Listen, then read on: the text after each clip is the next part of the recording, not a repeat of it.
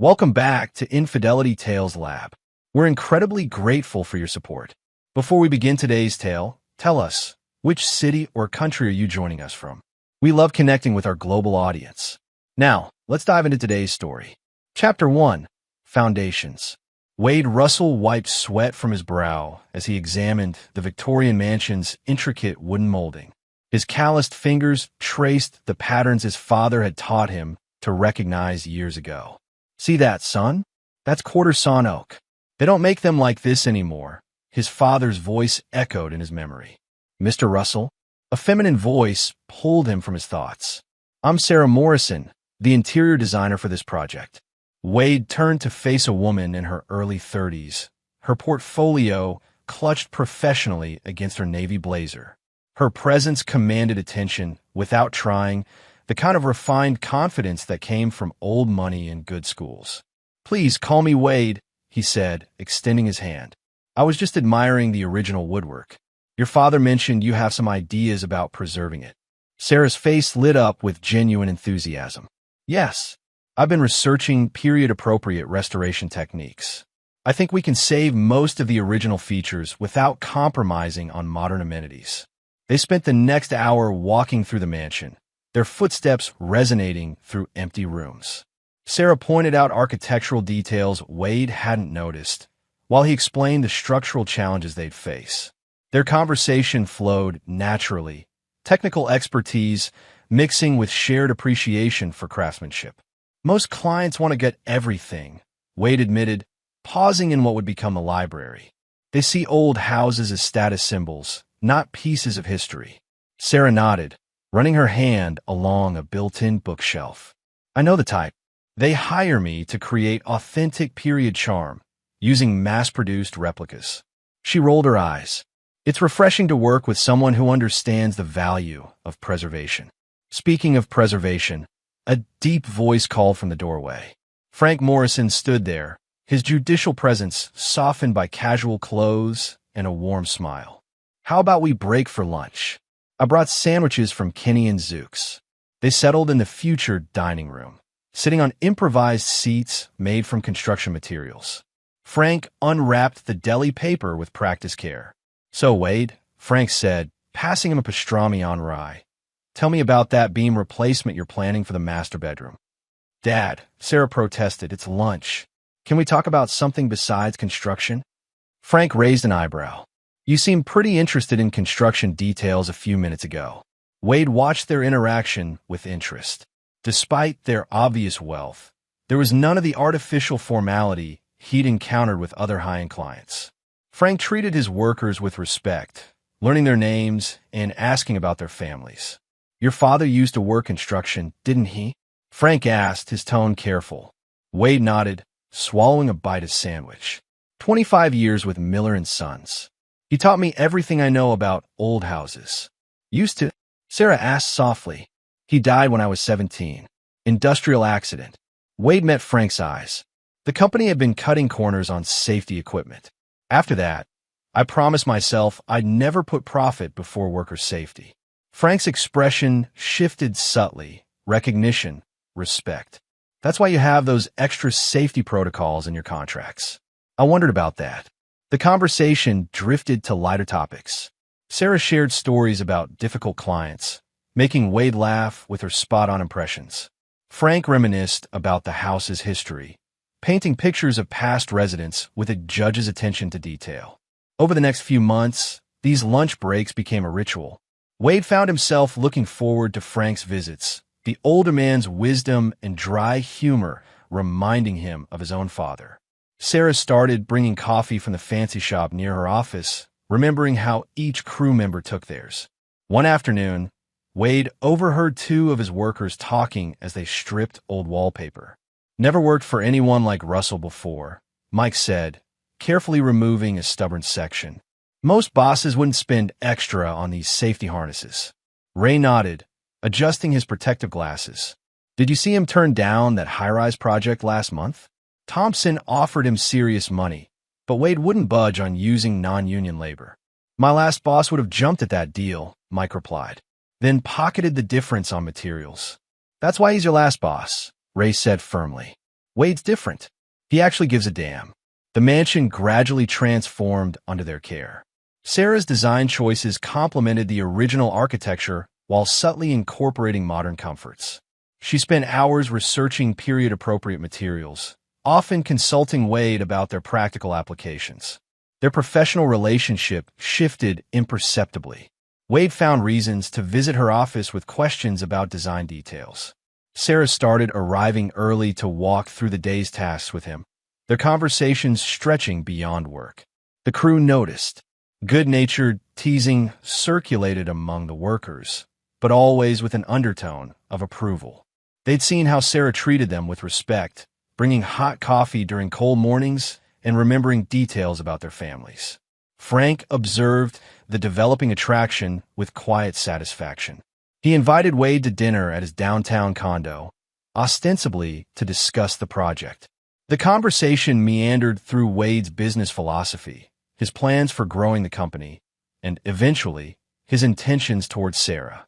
"She's different from her social circle," Frank said, pouring Wade a glass of whiskey.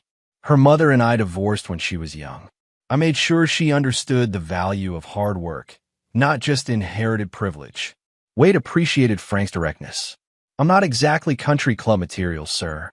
"Good," Frank replied simply. "We have enough of those already." He studied Wade over his glass. "You remind me of myself at your age. I worked my way through law school as a janitor. The other judges never let me forget it until they needed someone who understood real people's problems." The proposal happened naturally during a quiet moment in the nearly completed library. Sarah was examining paint samples while Wade installed the last section of refinished crown molding. "We make a good team," Sarah said, watching him work. "In more ways than one." Wade climbed down from the ladder, dusting off his hands. "We do." He reached into his pocket, withdrawing a small box. "I was thinking maybe we could make it permanent." The ring was modest by her social circle standards.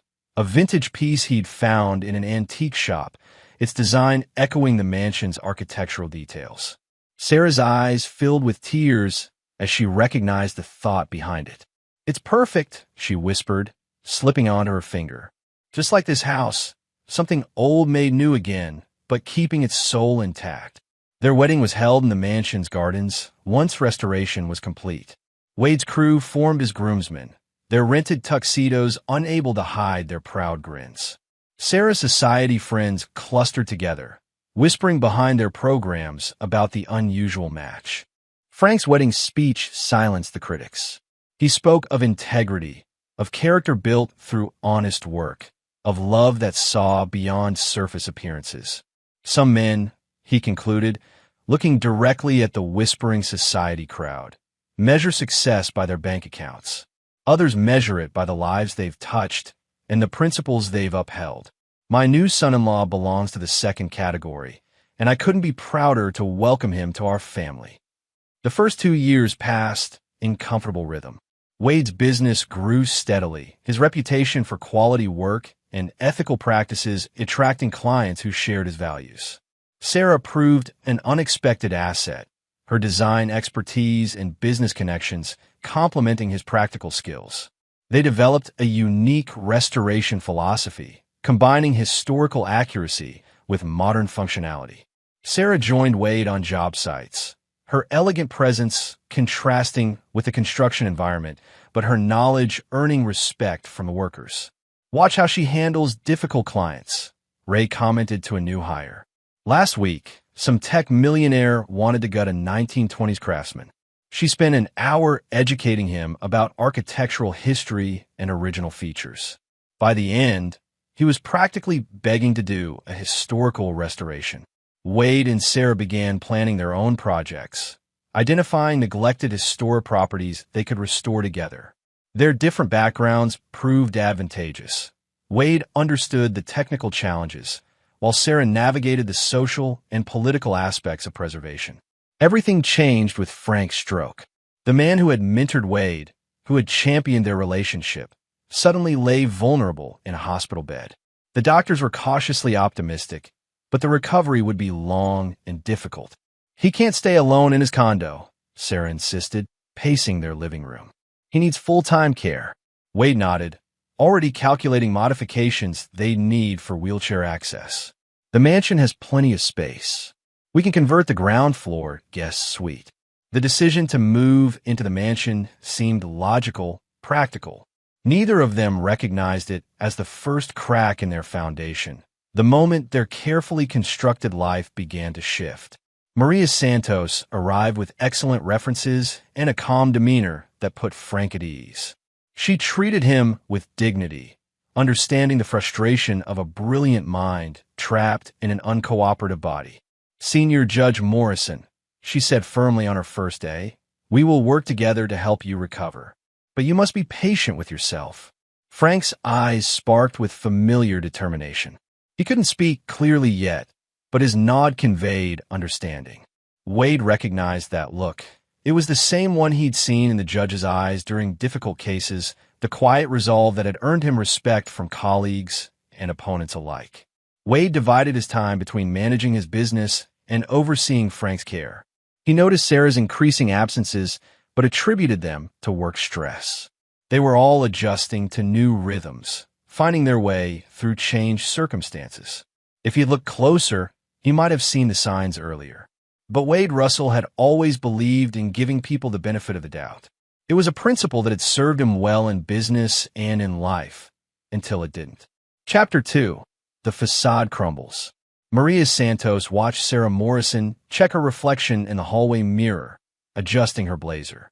These evening client meetings had become more frequent, each one accompanied by a new outfit and carefully applied makeup. "Mr. Frank already ate dinner," Maria reported, keeping her tone neutral. "He asked about you."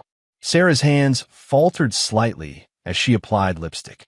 "I'll make it up to him this weekend. This client is important. They're renovating an entire historic block downtown." Maria nodded, noting how Sarah avoided eye contact. After 6 months caring for Frank Morrison, she'd learned to read the family dynamics. Wade worked longer hours managing his construction business, while Sarah's interior design career supposedly demanded more evening meetings and weekend consultations. "Diego," Maria called softly after Sarah left. Her 17-year-old son emerged from the kitchen, where he'd been doing homework while keeping Frank company. "Did you notice anything today?" Diego's dark eyes held a maturity beyond his years.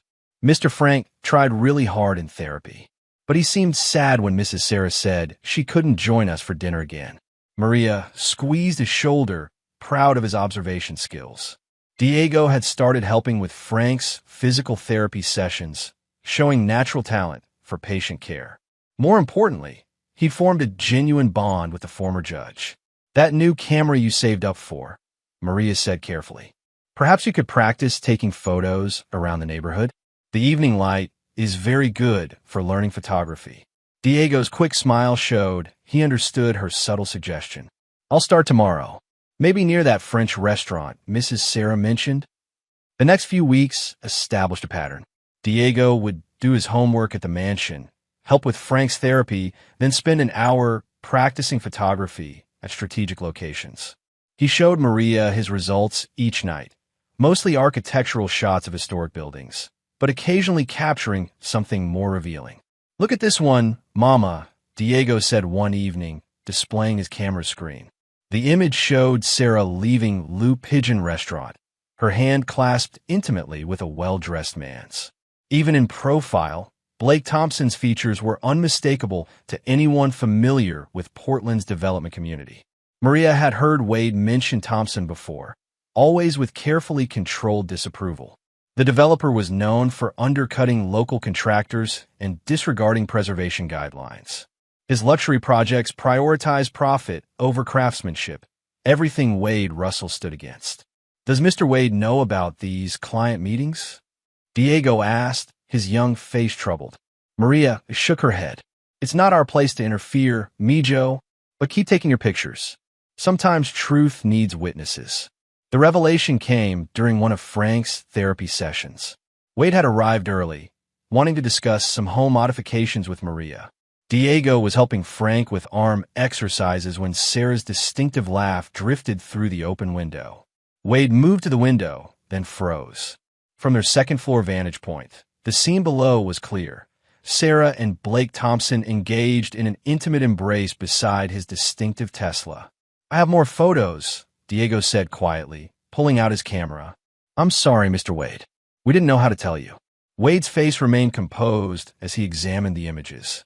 Only his whitened knuckles revealed the strain. "How long?" "3 months, at least," Maria answered gently. The meetings started becoming regular around then. Frank made a frustrated sound from his wheelchair. His speech had improved, but emotional moments still triggered difficulties. "Knew something wrong," he managed, reaching for Wade's arm. The confrontation happened that evening. Wade laid Diego's photos on the dining room table, arranged in chronological order. Sarah's reaction wasn't what anyone expected. "So you had me followed?" Her voice held more annoyance than guilt. "That's rather pedestrian, darling." Diego was practicing photography. Wade replied evenly. "He has an eye for capturing revealing moments." Sarah's laugh held no warmth. "And your loyal employees reported back to you. How convenient." She picked up one of the photos, examining it critically. "Though I must admit, the composition is quite good." "Why Blake Thompson?" Wade's question cut through her artificial calm. "Of all people, why him?" "Because he understands ambition." Sarah's mask slipped, revealing something harder beneath. "He's building the future of Portland, not clinging to the past like you and Daddy." Frank wheeled himself forward, his movements determined despite their awkwardness. "Sarah, please." "Oh, Daddy." Sarah's tone dripped condescension. "You've been playing at being helpless, hoping I'd prove myself worthy of your approval. Did you think I wouldn't notice the extra exercises you do when you think no one's watching?" Frank's face paled. Maria stepped forward protectively, but Wade's gesture stopped her. "I've outgrown this little experiment in working-class virtue," Sarah continued. "Blake offers everything I was raised to expect. Influence, social position, real wealth. Not just for storing old houses and feeling morally superior about safety regulations." Wade absorbed each word without visible reaction. "You've been sabotaging my project bids." Blake simply made better offers. Sarah shrugged elegantly. "Business is business, darling. You taught me that." "I taught you about integrity," Wade replied quietly. "About building something that lasts." How charmingly provincial. Sarah gathered her handbag. "You'll be hearing from Blake's lawyers tomorrow. He's prepared to be generous about the divorce settlement. You can keep this mausoleum if you don't contest anything else." The sound of Frank's breathing grew labored. Maria recognized the signs of increasing stress, moving quickly to check his pulse. "Mr. Frank needs his medication," she said firmly.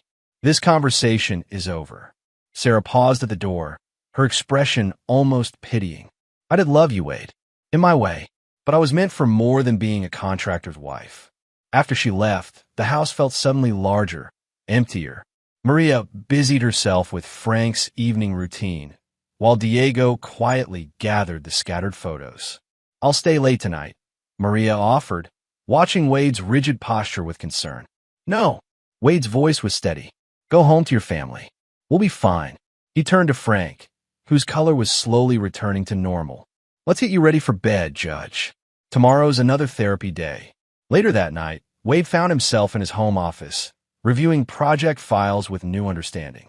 Contracts that had mysteriously fallen through, clients who had unexpectedly changed their minds. Each instance now carried Blake Thompson's invisible fingerprints. A soft knock interrupted his thoughts. Diego stood in the doorway, holding his camera. "Mr. Wade, I have something else you should see." He connected the camera to Wade's computer, pulling up a folder of images. "I've been documenting everything. Not just Mrs. Sarah and Mr. Thompson. Their meetings with other people, exchanges of documents, times and locations." Wade studied the organized evidence. "You've got quite a talent for investigation, Diego." The teenager straightened proudly.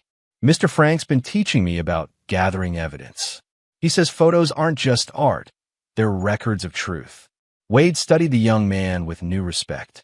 While he'd been focused on his business and Frank's care, others have been watching out for his interests. "Thank you, Diego. Your mother's raised a good man." The next morning, a thick envelope arrived from Blake's lawyers. The divorce papers were expertly crafted, offering Wade possession of the mansion in exchange for a quick, uncontested settlement. The underlying assumption was clear. They thought the house was Sarah's most valuable asset. Maria arrived to find Wade in the kitchen, making coffee. "Mr. Frank is awake," she reported. "He's asking for you." In Frank's room, the former judge sat in his wheelchair by the window. His speech was clearer today, determination evident in his posture. "We need to talk about Sarah." Wade pulled up a chair. "I know this is difficult for you, sir." Frank shook his head impatiently. "Not what you think. Sarah's been like this before." Each word was carefully formed, fought for. "Rebecca, her mother, tried to warn me." "I thought Rebecca abandoned you both," Wade said, remembering Sarah's bitter stories about her absent mother. "Sarah's version," Frank managed. "Not truth. Rebecca saw problems early. I didn't listen." Maria appeared with Frank's morning medication. "Perhaps this conversation should wait until after therapy?" But Frank waved her concern away. "Need Wade to understand. Sarah learned manipulation young. Used it on Rebecca, then me." Wade absorbed this revelation, pieces of the past shifting into new patterns. Sarah's perfectly crafted narratives about her childhood, her mother's supposed instability and abandonment, all designed to maintain control of her father's affections and resources. "Get me journal," Frank instructed Maria. Desk drawer. The leather-bound notebook contained detailed observations written in Frank's precise hand. Even after his stroke, he'd continued documenting Sarah's behavior, her gradual withdrawal, the inconsistencies in her stories. His judicial instincts had never truly retired. Chapter 3: Hidden Truths. The discovery of Frank's therapy journal happened by accident. Wade was reorganizing the study to accommodate Frank's wheelchair when he found the hidden notebook behind a loose panel. Its pages revealed a different story than the one they'd all believed. "Look at these exercise logs," Wade showed Maria. He's been tracking his progress for months, but deliberately holding back during official therapy sessions. Maria studied the careful notations. "The progress charts I've been keeping for the doctor, they don't match his private exercises at all. He's much stronger than he lets on." They confronted Frank that evening in his study. The former judge listened to their concerns without surprise, his expression thoughtful. "Had to test her," he explained, his speech increasingly clear. "Sarah always wanted control, money, power." He gestured to the journal. "Keep reading." The notebook contained more than exercise logs. Frank had been documenting everything: Sarah's changing behavior patterns, her excuses for missing family dinners, the subtle ways she'd begun distancing herself from Wade's working-class background. "But why pretend to be more disabled than you are?" Wade asked, struggling to understand. Frank's eyes held a mixture of sadness and determination. "Needed to see her character when money wasn't certain." "What money?" Maria asked sharply. Frank wheeled himself to his desk, retrieving another hidden document. The lottery ticket confirmation made Wade's eyes widen. The win had happened just before Frank's stroke, the amount substantial enough to change lives. "Offshore account," Frank explained. "Sarah doesn't know. Tried accessing my assets, though. Have proof." Wade remembered Sarah's confident assertion about the mansion during their confrontation. She and Blake had assumed it was Frank's most valuable asset because they hadn't found any evidence of a lottery win. "Does Rebecca know?" Wade asked, thinking of Sarah's estranged mother. Frank nodded. "She helps manage it. Legal background, trustworthy." He gripped Wade's arm with surprising strength. "Sarah tried. Same tactics on her. Made Rebecca look unstable when she questioned Sarah's spending." The situation gained new complexity when Jimmy Carter, one of Wade's former employees, requested a private meeting. They met at a small coffee shop far from Sarah's usual haunts. "I took a job with Thompson's company," Jimmy explained, nervously stirring his coffee. "Needed the money after my wife's medical bills." "But Wade, they're not just going after your business. They're investigating the judge's finances." Wade kept his expression neutral. "What kind of investigation?" "Thompson's hired private investigators. They're tracking everyone who works with Mr. Morrison, doctors, therapists, even a pharmacy delivery guy, looking for unusual bank activities, offshore accounts, anything they can use. The information confirmed Wade's growing suspicions. Sarah and Blake's interest in Frank's care wasn't driven by concern. They were hunting for hidden assets. "There's more," Jimmy added, lowering his voice. "Thompson's got someone inside the medical team. They're documenting everything about Mr. Morrison's condition, building a case to challenge his competency." Wade thanked Jimmy for the warning, his mind already formulating plans. That evening, he gathered his most trusted workers for a different kind of construction project. "We're upgrading the mansion's security," he announced, spreading out blueprints. "I need people I can trust who understand discretion." Ray Martinez, his foreman, studied the plans. "These aren't standard security measures, boss." "No," Wade agreed, "because we're not just protecting against ordinary threats." Diego, who had joined the meeting at Wade's request, raised his hand. "I can help with the technical aspects. I've been studying surveillance systems." The security upgrade transformed the mansion into a sophisticated fortress, though you wouldn't know it from the outside. Cameras covered every approach, monitored through a system Diego designed. Wade's construction workers, many of whom had military backgrounds, took shifts providing unobtrusive security. The final piece fell into place when Maria revealed her own background in medical documentation. "I didn't just choose this career by chance," she explained. "I used to work for the district attorney's office, documenting evidence in medical fraud cases." Frank's quiet chuckle surprised them all. "Why do you think I hired her?" His speech was clearer every day, though he maintained his more disabled appearance when Sarah visited. "Best witnesses are the ones nobody notices." The storm broke during an unexpected rainstorm. Sarah arrived unannounced, her expensive clothes artfully disheveled, her eyes brimming with calculated tears. "I made a terrible mistake," she declared, reaching for Wade's hand. "Blake isn't who I thought he was. I miss our life together." Wade allowed her performance to continue, noting how her eyes darted around the room, cataloging changes. Diego's hidden cameras caught Blake's car idling around the corner, while the surveillance system recorded their synchronized text messages, planning this spontaneous reconciliation. The facade crumbled when Blake emerged from hiding, his practiced charm giving way to frustration. "Enough games," he snapped. "We know the judge is faking his condition. Sign over the mansion, or we'll expose his fraudulent medical claims." "Interesting theory." Maria's calm voice cut through the tension. She stepped forward, digital recorder in hand. "Would you like to elaborate on that for the district attorney's office?" The color drained from Blake's face as Maria explained her connection to the DA's office. Sarah's composure cracked, her society polish giving way to unveiled fury. "You planned this," she accused Wade. "You and Daddy, always so concerned with your precious integrity.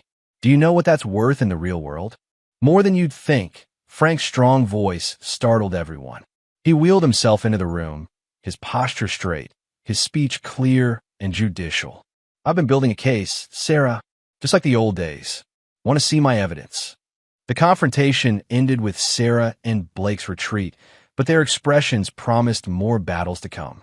After they left, Wade found Frank in his study, staring at an old photo of Sarah as a child. "I failed her," Frank said softly, his carefully maintained strength falling away. "Gave her everything, except understanding of what really matters." Wade gripped his father-in-law's shoulder. "You showed her the path. She chose a different one." "The real test," Frank replied, his judicial wisdom returning, "is what we do now that we know the truth." They gathered in the study, Wade, Frank, Maria, Diego, and the core team of trusted workers. The mansion's security systems hummed quietly, recording everything, while outside the rain continued its steady rhythm. "They'll come back," Wade said, looking at each face in turn. "This was just the opening move." Frank nodded, his expression grim but determined. "Then we'll be ready. Some battles are worth fighting, no matter the cost." The former judge's words hung in the air, a declaration of war wrapped in quiet dignity. In the mansion's restored rooms, among people bound by loyalty rather than greed, Wade realized they'd built something stronger than Sarah and Blake could understand, a foundation based on trust, integrity, and the kind of loyalty money couldn't buy. Chapter 4: Systematic Destruction. Wade Russell sat in his office, studying the stack of complaints from the Construction Licensing Board. His coffee had gone cold, forgotten during hours of reviewing documentation. Each paper represented another anonymous accusation, each one targeting a different aspect of his business practices. A knock at his door interrupted his concentration. Ray Martinez entered, carrying a fresh stack of binders. "We've organized all safety certificates by project and date," he reported. "Added photos and worker signatures for extra verification." "What about the new inspection schedule?" Wade asked, rubbing his temples. 3 separate inspectors in the next 2 weeks. Lisa's coordinating with project managers to ensure all sites are ready. Ray paused, choosing his words carefully. "It's not random anymore, Wade. They're trying to drown us in paperwork." The first inspector arrived at their downtown renovation project at 7 a.m. sharp. She found Wade's crew already assembled, conducting their morning safety briefing. Each worker wore proper protective equipment, their certification cards displayed on high-visibility vests. "I'm here about complaint number 47B, she announced, consulting her tablet, "regarding improper safety protocols for height work." Ray stepped forward, opening one of their prepared binders. "You'll find our harness inspection logs here, along with load testing certificates. We actually exceed code requirements by significant margins." The inspector frowned, scanning the documentation. "And worker training records?" "Monthly updates," Wade provided another binder, "including specialized modules for historic restoration techniques. We also maintain video records of all training sessions." As the inspector moved through her checklist, finding compliance at every turn, Wade noticed a familiar car parked across the street. Through its tinted windows, he glimpsed someone taking photographs. The equipment sabotage began that afternoon. The blade of a crucial saw was found damaged, forcing them to delay work on custom moldings. 2 days later, their primary drill press failed during a precision boring operation. Lisa Chun stormed into Wade's office, her usual composed demeanor cracking. The excavator's hydraulic line burst during foundation work at the Peterson project. She placed a silver cufflink on his desk. "Found this near the equipment. Pretty fancy for a construction site." Wade picked up the cufflink, examining the engraved initials. "J.H. Jackson Hayes," he muttered. "Blake's bringing in ghosts from the past." "Hayes?" Lisa's eyes widened. "The one who used substandard concrete in that school project?" "The same. Could have killed hundreds of kids if we hadn't caught it." Wade pocketed the cufflink. "Blake's not just trying to shut us down. He's making it personal." Jimmy Carter confirmed their suspicions during a clandestine meeting at a small diner far from their usual haunts. The former employee, now working undercover in Blake's organization, looked nervous as he stirred his coffee. "Hayes is officially Thompson's new site security consultant," Jimmy reported. "But he's really coordinating with others who have grudges against you. They're targeting your crew now, not just equipment." Wade's jaw tightened. "Names?" "Marcus Chin's involved, Lisa's husband. They're feeding him stories about you putting Lisa in danger. And they've hired advanced protection services for special projects." Jimmy glanced around before continuing. "These guys aren't regular security, Wade. They're professionals at making accidents happen." The warning proved prophetic. Ray's truck suffered brake failure on his way to his site inspection. Only his Marine Corps defensive driving training prevented a serious accident. Lisa received an envelope containing photos of her children at their school playground, along with notes describing potential workplace accidents. Wade called an emergency meeting at his home office, away from potentially compromised locations. His core team gathered: Ray, Lisa, Jimmy, Maria, and Diego. Frank insisted on attending, wheeling himself to a position where he could observe everyone. "They're escalating," Wade began, spreading photos of the sabotaged equipment across his desk. "I won't risk your families. Anyone who wants out." "Stop right there," Ray interrupted. "My guys are already adapting. We've installed dash cams in all vehicles, implemented a buddy system for travel. Lisa's kids have protection, Guys I served with completely loyal. Lisa nodded firmly. My team's documenting everything. Times, dates, photographs. We're building a pattern they can't deny. I've got something else, Diego spoke up, opening his laptop. Been monitoring Hayes's movements. He meets the same person every Tuesday at Riverside Coffee. Look at their jacket. The surveillance footage showed Hayes speaking with someone wearing an Advanced Protection Services uniform. Ray leaned closer to the screen. That's their Special Operations Supervisor.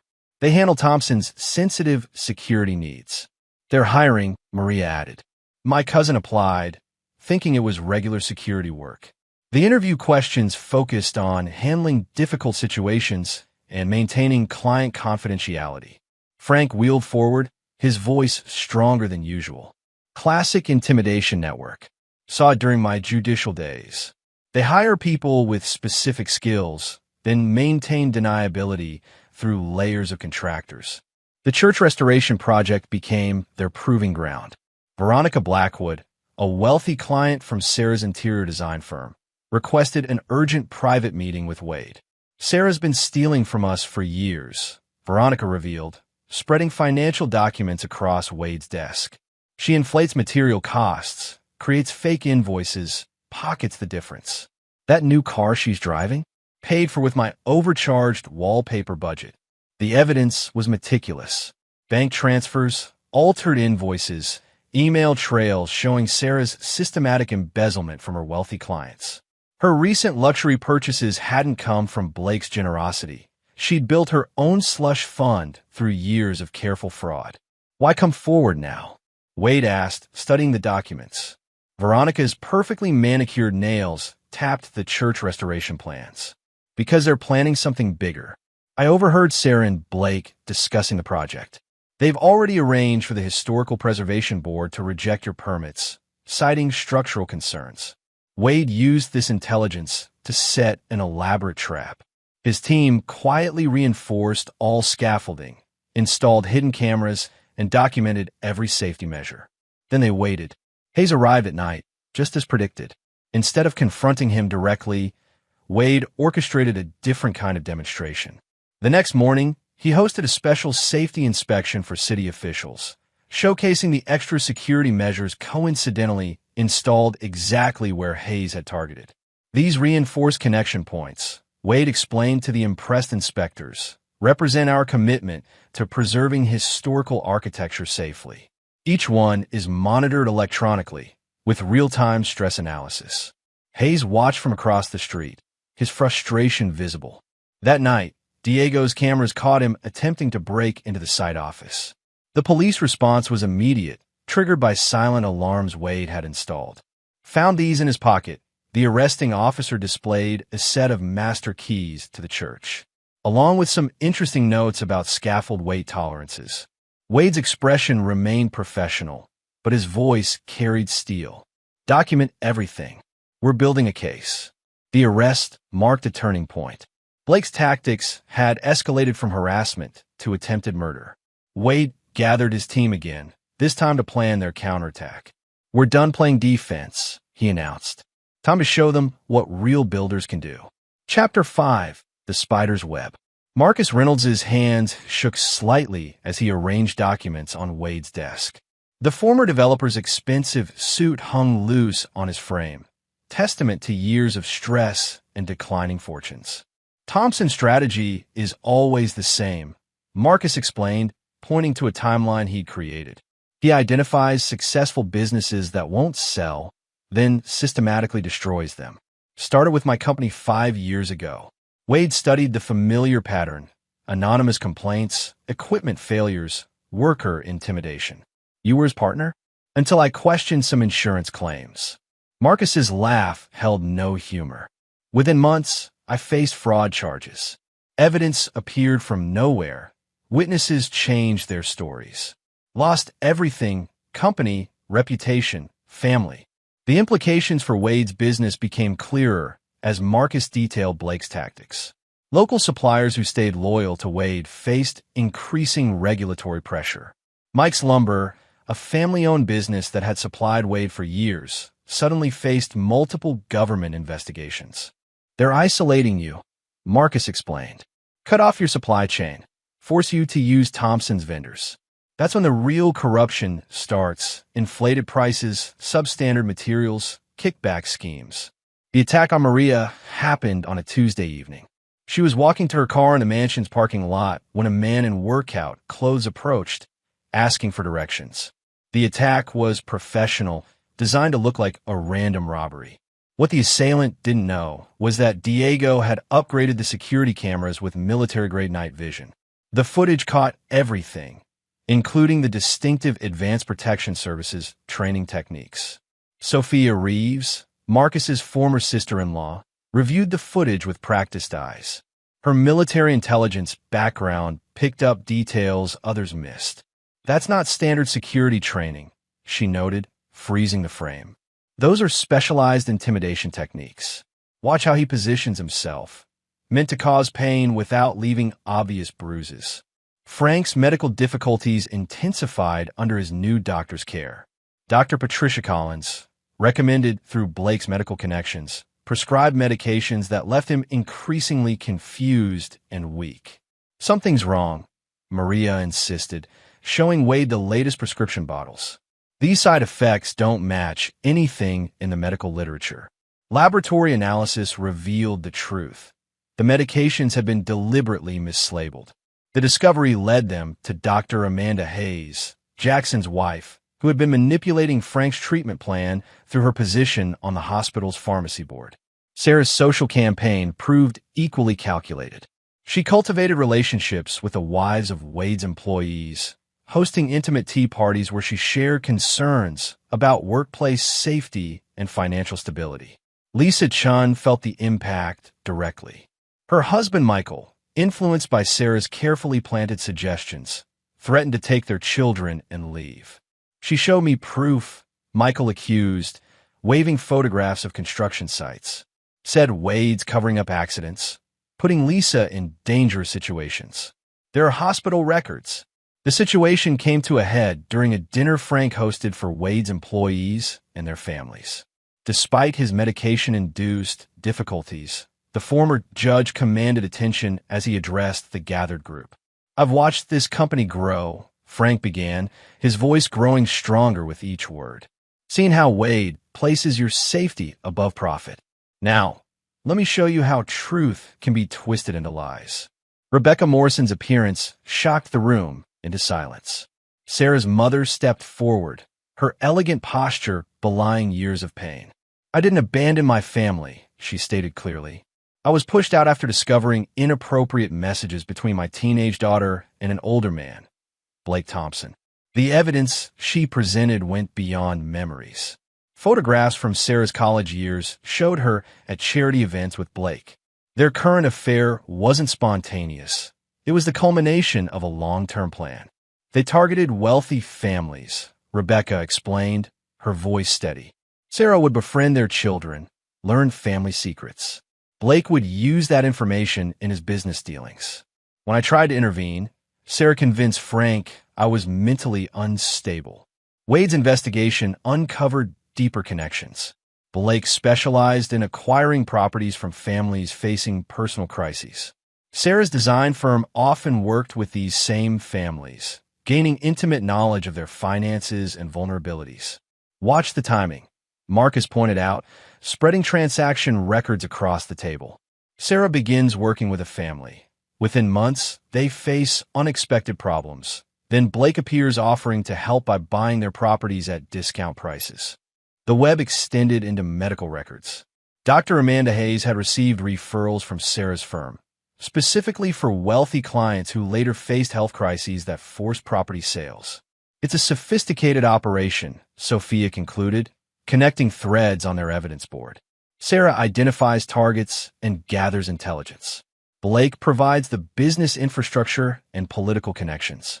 They've been running this scheme for years. The revelation of Sarah's teenage manipulation by Blake added a disturbing dimension to their understanding. Rebecca shared diary entries from Sarah's high school years, showing how Blake had gradually shaped her worldview. He taught her to see relationships as transactions, Rebecca explained, her hands trembling slightly as she read from the journals.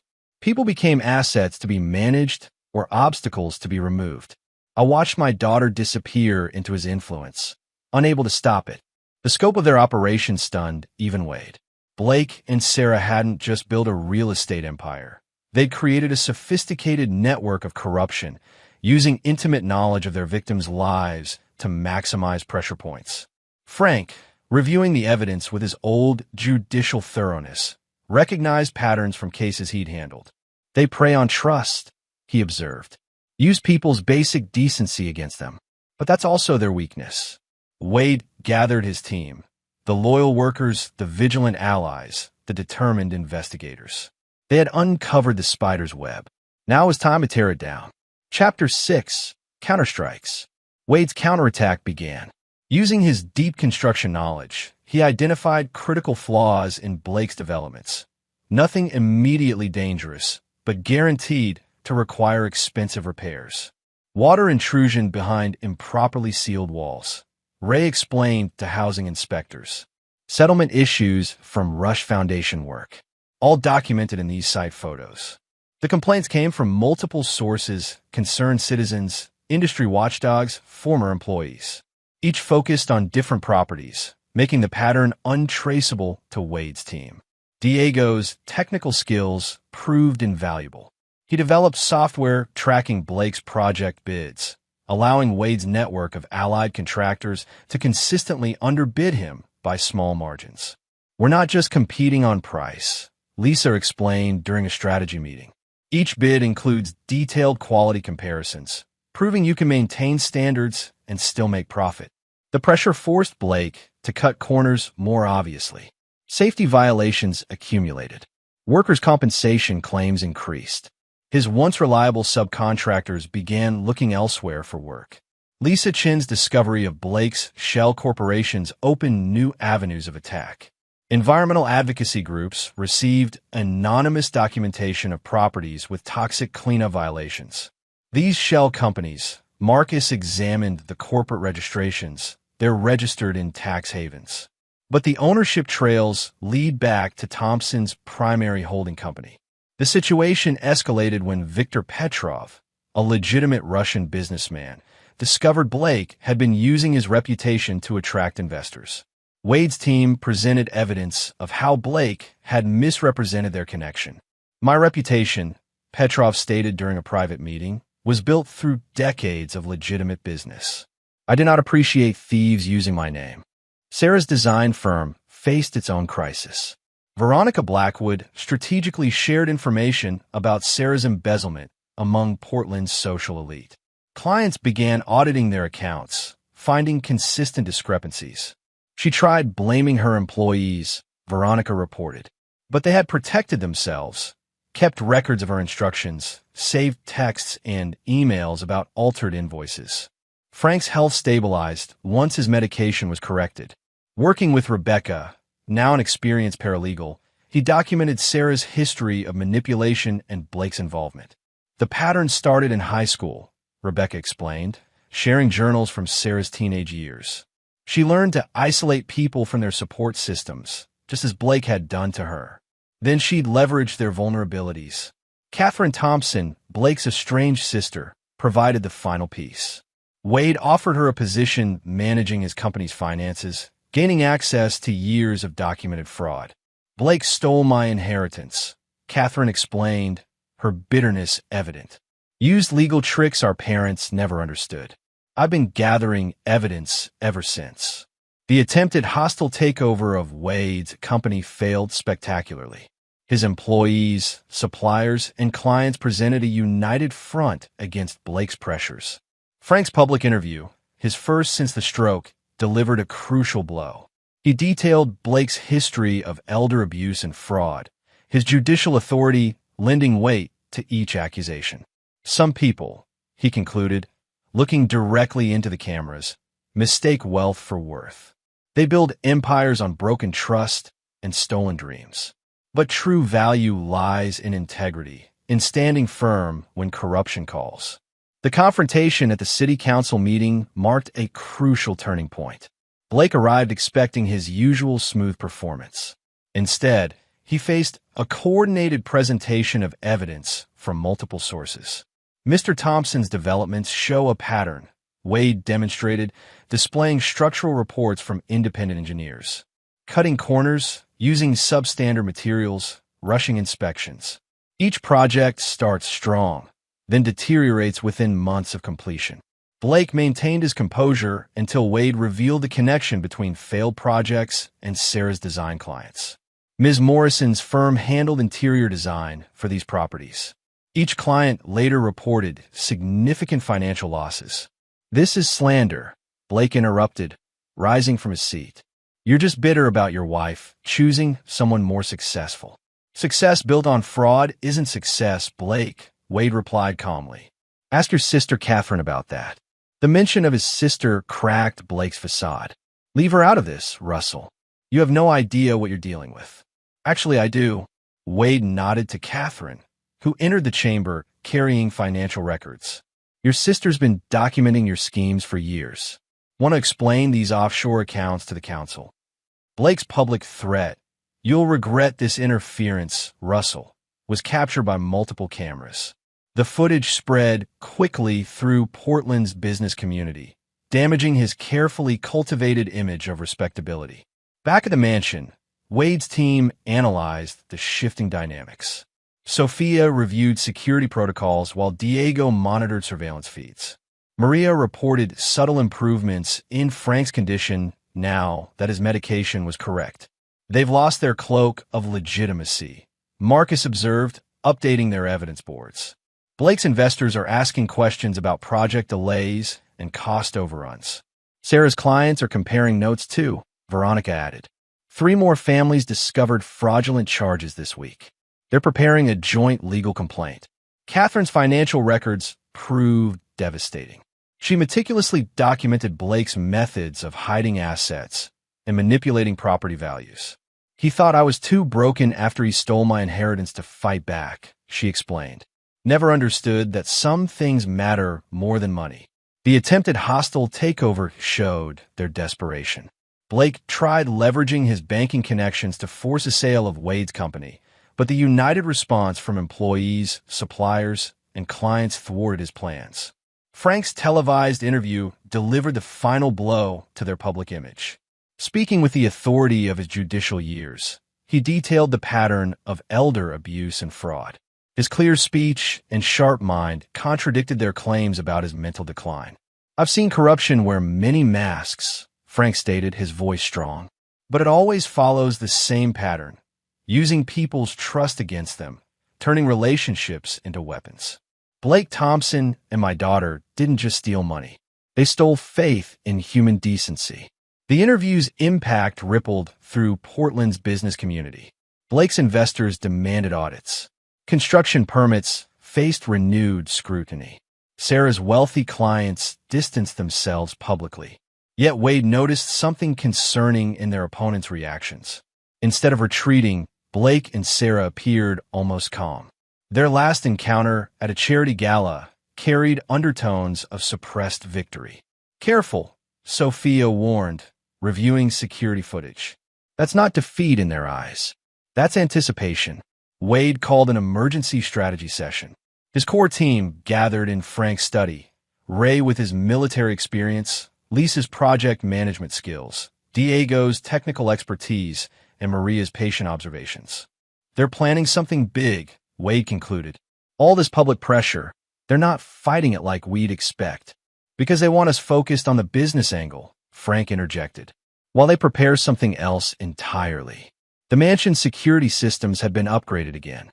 Diego's cameras covered every approach. Ray's former military contacts provided discreet protection. Everything seemed secure, yet Wade felt a growing unease. "We've exposed their methods," he acknowledged to his team, "shown their true nature to the world. But cornered predators are the most dangerous." Frank wheeled himself to the window, watching the garden where Maria conducted his therapy sessions. "They mistake integrity for weakness," he mused. "That's always been their fatal flaw. But remember, they've had years to plan contingencies. This isn't over." Wade surveyed his assembled team, loyal workers vigilant allies, determined investigators. They'd built something stronger than Blake's empire of lies, a foundation of trust and shared purpose. Whatever came next, they would face it together. The security systems maintained their quiet vigilance. In the garden, Maria helped Frank with his strengthening exercises. The autumn sun cast long shadows across the mansion's grounds, marking the end of one phase of their battle. The storm wasn't over, but they had weathered its first brutal assault. Now, they had to prepare for its fury to return in full force. Chapter 7. Desperate Measures. Maria Santos noticed the changes during Frank's morning therapy session. His right hand trembled slightly as he reached for his water glass, a tremor different from his usual movement patterns. His speech, which had been improving steadily, showed subtle signs of regression. "Mr. Frank," Maria said carefully, "let me see your eyes." She noted a slight difference in his pupil responses, a warning sign she'd learned to recognize during her years working with the DA's office. By evening, Frank's condition had deteriorated dramatically. Wade found Maria in the study, comparing medication logs with growing concern. "Someone's been tampering with his prescriptions again," she explained, spreading the records across Frank's desk. "Look at these patterns. The decline is too targeted, too precise." The investigation revealed a new vulnerability in their security. Dr. Amanda Hayes had recruited Angela Winters, a night nurse recently assigned to Frank's care. Security footage showed Angela making subtle adjustments to Frank's medication pump during her shifts. "The original medications are being diluted," Dr. Sarah Chun, an independent specialist Wade consulted, confirmed, "then replaced with compounds designed to mimic stroke symptoms." The sabotage achieved its intended effect. Frank suffered a massive stroke that left him comatose, machines monitoring his failing vital signs in the hospital's intensive care unit. Sarah's arrival at the hospital carried all the authority of her social position. She swept past the nurse's station, briefcase in hand, trailed by an expertly groomed legal team. "I'm taking control of my father's medical care," she announced, producing notarized documents. "These papers grant me full medical power of attorney. Mr. Russell has been negligently medicating my father." Rebecca Morrison's voice cut through the tension. "Those documents are based on fraudulent medical records." She stepped forward, her own legal files ready. "We have evidence linking Dr. Hayes to a pattern of medical manipulation." The hospital administrator, Dr. James Patterson, called an emergency meeting in his conference room. Rebecca laid out her evidence, years of paralegal experience evident in her presentation. "This isn't an isolated incident," she explained, displaying case files. "Look at these patients, all wealthy, all under Dr. Hayes' care, all experiencing sudden declines that led to changes in their estate planning." Wade noticed a pattern in the dates. Each crisis happened just before major property deals with Blake's companies. "Exactly," Rebecca confirmed. "The victim's assets were transferred to partners or children working with Thompson, usually at drastically reduced prices. The night of Frank's death transformed the mansion into a war zone. Fire alarms blared as smoke poured from the east wing. Security cameras went dark in synchronized patterns. Communication systems failed simultaneously. Diego, monitoring from his apartment's makeshift command center, recognized the attack's signatures immediately. "This is Marcus Chen's work," he reported through their backup communication line. "Lisa's husband. He's Blake's chief technology specialist. I've seen these patterns in other Thompson takeovers." What Blake and Sarah didn't know was that Wade had installed a completely independent backup system. Hidden cameras recorded their systematic search of Frank's study, their movements revealing professional practice. "The safe has to be here," Sarah muttered, running her fingers along the wood paneling. "Daddy always kept important documents close. Tax records, property deeds, financial statements." Blake examined the bookshelves with focused intensity. "What about behind these legal volumes?" Judges love their symbolism. The backup system captured the moment they found Frank awake and alert despite his paralysis. His eyes showed full comprehension as Sarah rifled through his papers, while Blake photographed documents with practiced efficiency. Frank's hand moved slowly toward a hidden panel in his wheelchair, a panic button Wade had installed weeks earlier. The alarm triggered just as the fire spread beyond control. Blake's hired arsonist had made a crucial mistake. The accelerants they used created toxic fumes when combined with the mansion's restored hardwoods, a chemical reaction unique to old-growth timber. Wade fought through black smoke, navigating corridors he'd memorized during countless renovations. The backup system's cameras caught Sarah and Blake's escape, leaving Frank trapped in his bedroom. Despite his desperate rush through the burning mansion, Wade arrived too late. Frank's last moments were captured by the hidden cameras, his final words carrying both accusation and absolution. Sarah chose this path. Long ago, he managed between labored breaths, gripping Wade's hand. You tried to show her another way. Remember, truth matters more than money. The fire investigation revealed the sophistication of Blake's plan. The arsonist had targeted specific structural points, using accelerants that should have destroyed all evidence. They hadn't counted on Wade's backup systems being protected in a fireproof server room. Chapter 8. The Hammer Falls. Catherine Thompson arrived at Wade's temporary office carrying an external hard drive. Her fingers moved across her laptop keyboard, accessing systems her brother thought impenetrable. Blake's arrogance was always his weakness, she explained, navigating through encrypted files. He thinks money can buy perfect security, forgets that even paid loyalty has limits. The servers revealed an intricate network of shell companies. Diego traced money trails through dozens of tax havens, each transaction revealing new layers of Blake's fraud. He's been embezzling from his own investors, Diego pointed out, displaying complex financial diagrams, including funds connected to Viktor Petrov's Russian business associates. Sarah's interrogation by Detective Sandra Martinez unfolded in a small room at Portland Police Headquarters. The detective's case files covered the table between them, each folder representing a different aspect of Blake's criminal enterprise. Start at the beginning, Martinez suggested, recording device ready. Tell me about the Children's Hospital fundraiser. Sarah's composure cracked slightly. I was 15. Wearing my first dress, playing at being grown up. Blake said I had potential, that I understood things other people couldn't see. How did he approach you? Gradually. Compliments at first, then suggestions. Little tests to prove I was special. Sarah's manicured nails tapped against the metal table. He'd asked me to get information from my friend's parents. Rich kids love to brag about their family's problems. Detective Martinez waited patiently as Sarah detailed Blake's grooming process. He taught me to see patterns, which families were vulnerable, which ones had secrets they'd pay to protect. And you became his willing student. Sarah's laugh held decades of bitterness. I thought I was using him too. Daddy wanted me to understand the value of hard work. Blake showed me shortcuts. Why build something when you can take it? The meeting of Blake's investors filled the Arlington Club's private dining room. Veronica Blackwood had arranged everything perfectly.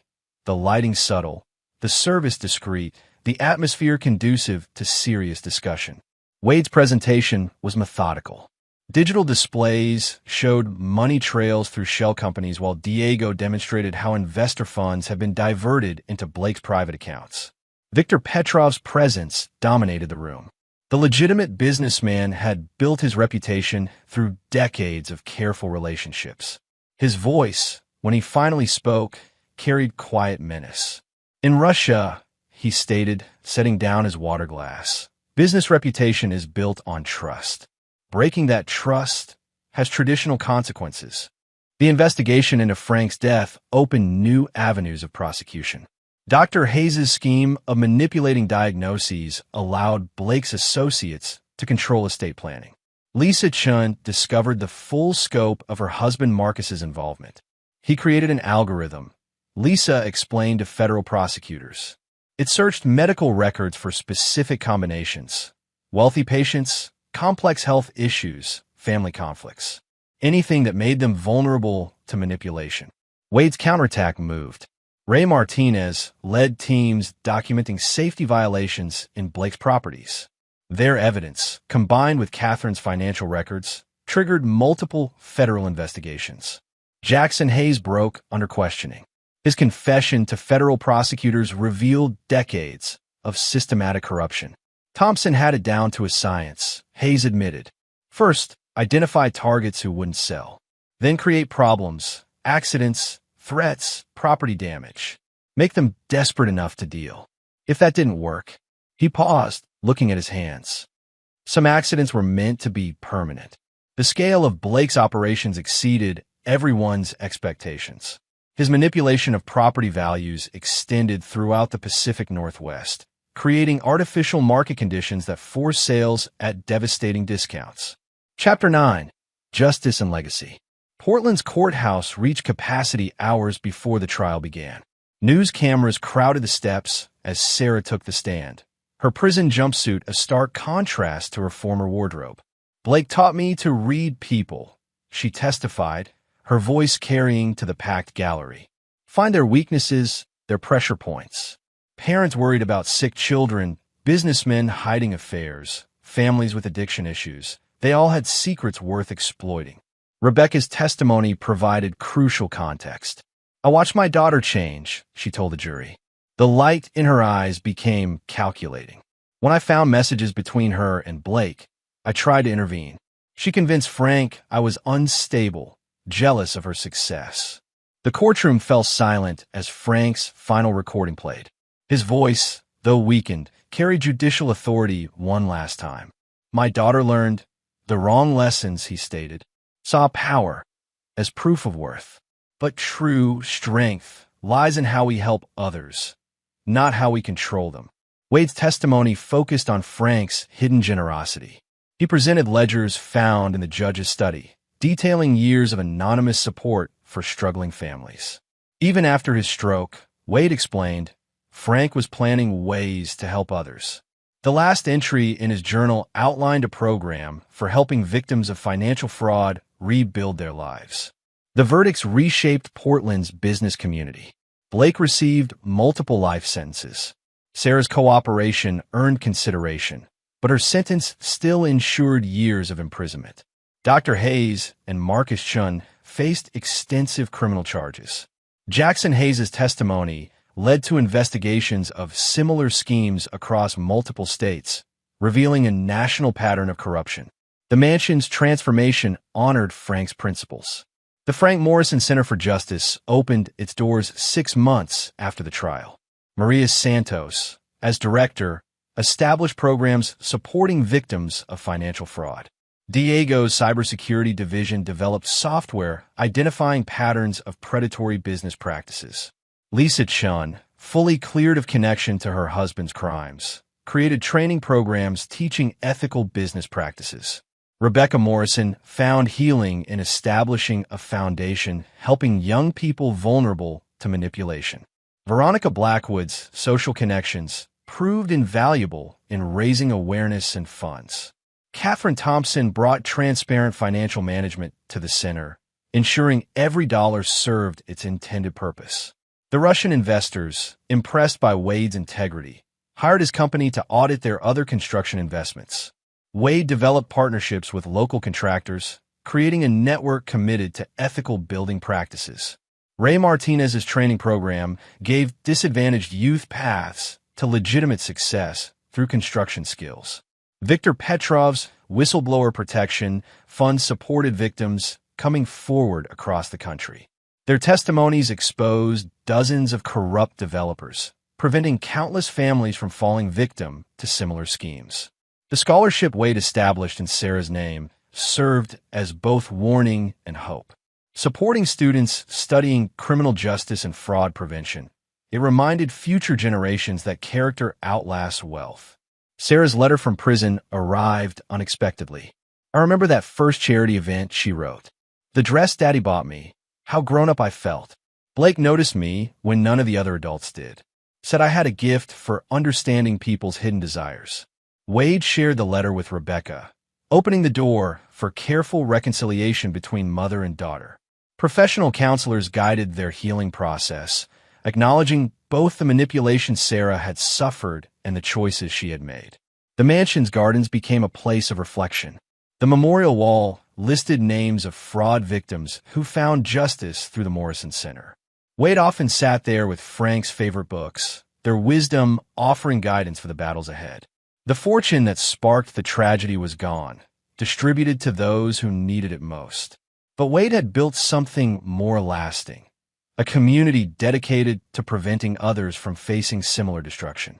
The price of loyalty became more than Frank's story. It stood as testament to the power of integrity over greed, of genuine loyalty over manipulation. Epilogue. A decade later, Wade Russell stood in the Morrison Center's main hall, studying the newest addition to their Wall of Justice. The interactive display detailed their latest victory, exposing a nationwide network of predatory development schemes targeting historic neighborhoods. 10 years, Maria Santos remarked, joining him at the wall. Her role as the center's director had evolved far beyond her original caregiving duties. Sometimes it feels like yesterday we were just trying to protect one mansion. The Frank Morrison Center for Justice had become a beacon of hope in Portland's legal landscape. The restored Victorian Mansion's rooms, once witness to betrayal and corruption, now housed teams of investigators, counselors, and advocates dedicated to preventing financial fraud. Diego's new detection software caught this one early, Wade noted, gesturing to the display. Saved 3 family businesses from being forced into bankruptcy. Diego Santos, now 32, had transformed the center's cybersecurity division into a national resource. His early experiences documenting Sarah and Blake's schemes had shaped his approach to protecting vulnerable businesses. The pattern recognition algorithms are getting better, Diego explained, pulling up detailed analytics on his tablet. We can spot potential fraud clusters before the predators fully establish their networks. The center's success had inspired similar organizations across the country. Wade's construction company, now managed day-to-day by Ray Martinez, specialized in restoring historic properties while training at-risk youth in construction trades. Last year's apprenticeship program graduated 42 students, Ray reported during their weekly management meeting. 38 already have full-time positions with ethical contractors. The other 4 are pursuing advanced certifications. Lisa Chin's department focused on teaching business ethics and fraud prevention to new entrepreneurs. Her personal experience with betrayal, her ex-husband Marcus was still serving his federal sentence, added weight to her lessons about maintaining integrity under pressure. We're not just teaching them how to spot fraud, Lisa explained to a new group of students. We're showing them how to build businesses that serve communities rather than exploit them. Rebecca Morrison had transformed her foundation into a leading resource for families affected by manipulation and fraud. Her work with young people vulnerable to predatory relationships drew from painful personal experience. Sarah's story isn't unique, Rebecca told a gathering of counselors. Manipulators target bright, ambitious young people. They twist natural talents into tools for exploitation. Our job is to show them better paths. Sarah herself had used her prison time productively. After serving 8 years, she began working with the Foundation's rehabilitation program. Her insights into manipulation techniques proved valuable in helping others recognize and resist similar schemes. I can't undo what I did, Sarah acknowledged during a support group session, but I can help others understand how seemingly innocent choices lead down dangerous paths. Her relationship with Rebecca had slowly healed through years of counseling. They now co-authored educational materials about recognizing and resisting emotional manipulation in business relationships. Veronica Blackwood's social connections evolved into a powerful network of fraud prevention advocates. The wealthy circles that once enabled Sarah's schemes now actively supported the center's mission. Old money doesn't have to mean old corruption, Veronica often said at fundraising events. We can use our influence to protect communities rather than exploit them. Catherine Thompson's financial oversight kept the center's operations transparent and efficient. Her experience with Blake's betrayal drove her to create systems that could withstand any scrutiny. Trust requires verification, Catherine reminded her staff during training sessions. We maintain the highest standards so we can demand the same from others. The Russian investors who had been deceived by Blake became staunch allies. Viktor Petrov's Whistleblower Protection Fund expanded internationally, creating safe channels for exposing corruption in multiple countries. Business ethics transcend borders, Petrov noted during a video conference. The center's model shows how to fight corruption while preserving legitimate enterprise. Jimmy Carter, whose early warnings had helped expose Blake's schemes, now headed the center's outreach to construction industry whistleblowers. His network of informants regularly identified suspicious development patterns before they could fully develop. Most workers want to do honest work, Jimmy explained to new recruits. We give them safe ways to report problems without risking their livelihoods. The scholarship program established in Sarah's name had unexpected effects. Many recipients, learning the story behind the name, committed themselves to preventing similar tragedies. The price of loyalty scholarships don't just fund education, Wade told prospective students. They challenge recipients to consider how their talents can serve justice rather than exploitation. Maria's cousin Angela, once nearly drawn into Blake's security firm, now coordinated physical security for the center. Her team included several reformed former criminals who shared their expertise in preventing property-related crimes. Understanding how properties are targeted helps us protect vulnerable owners, Angela explained during a training session. We turn past mistakes into future prevention. The mansion's gardens flourished under professional care, but Wade maintained one section personally. The Memorial Grove, where Frank had spent his final years, became a place of reflection and renewal. Frank saw this coming, Wade reflected, tending the judge's favorite roses. Not just Blake's schemes, but the bigger picture. He knew we'd need organized resistance against systematic corruption. The center's library housed Frank's collected writings and legal opinions. Researchers studied his cases, finding early warnings about the intersection of wealth, power, and exploitation. Judge Morrison understood that corruption breeds in complexity, a visiting law professor observed. His decisions consistently supported transparency and community protection. The impact rippled beyond Portland. Similar centers opened in cities facing development-related fraud. Wade's team provided guidance, sharing lessons learned from their decade of experience. Ray's training program expanded to include international students. Construction teams from developing countries learned both technical skills and ethical business practices. We're not just building structures, Ray told each new class. We're building communities that can resist predatory development. Lisa's business ethics curriculum was adopted by several universities.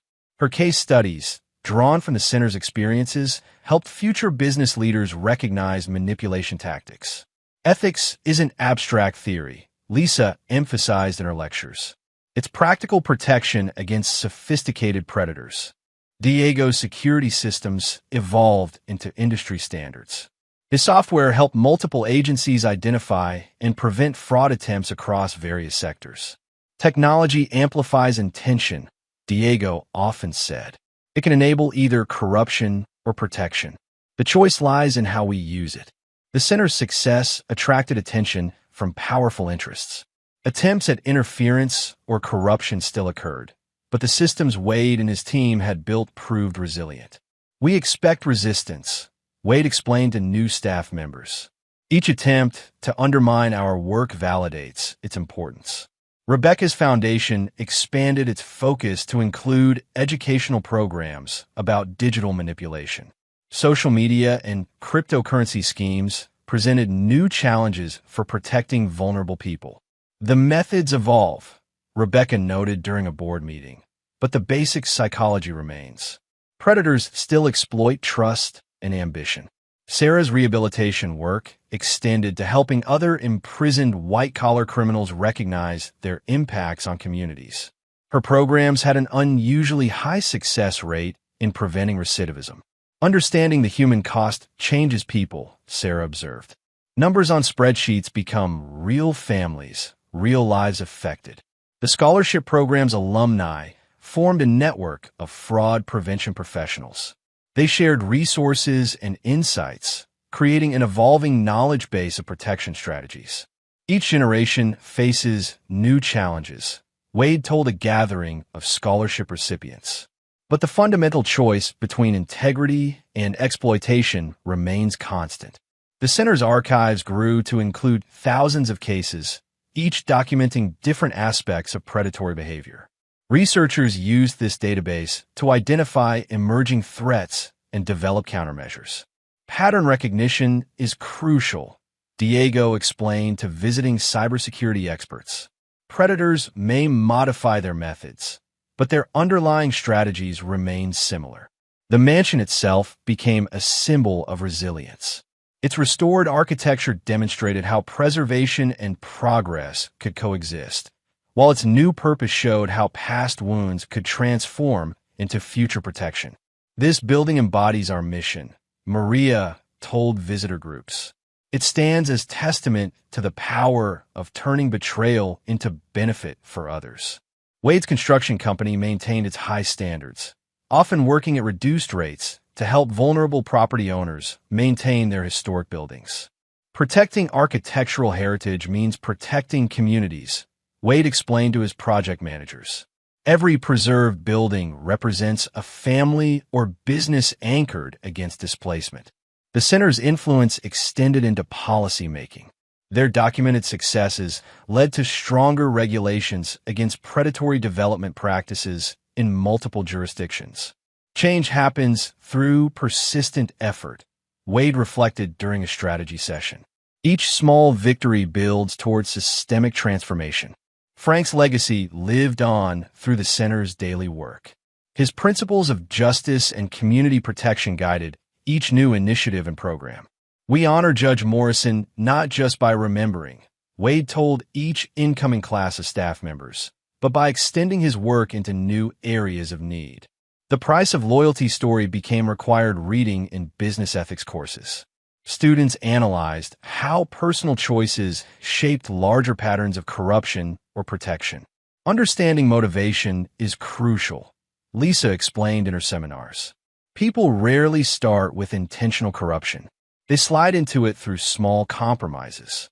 As Wade walked the mansion's halls each morning, he saw not just the remnants of past battles, but the ongoing work of prevention and protection. Each office, each meeting room, each dedicated staff member represented another line of defense against exploitation. We've built something stronger than wealth, he often told visitors. We've created a community dedicated to protecting other communities. The center's work continued evolving, adapting to new challenges while maintaining its core mission. The network of allies and resources grew stronger each year, creating an increasingly effective shield against predatory practices. This was always bigger than one family's tragedy, Wade reflected during the center's 10th anniversary celebration. It's about showing how integrity and collective action can overcome systematic corruption.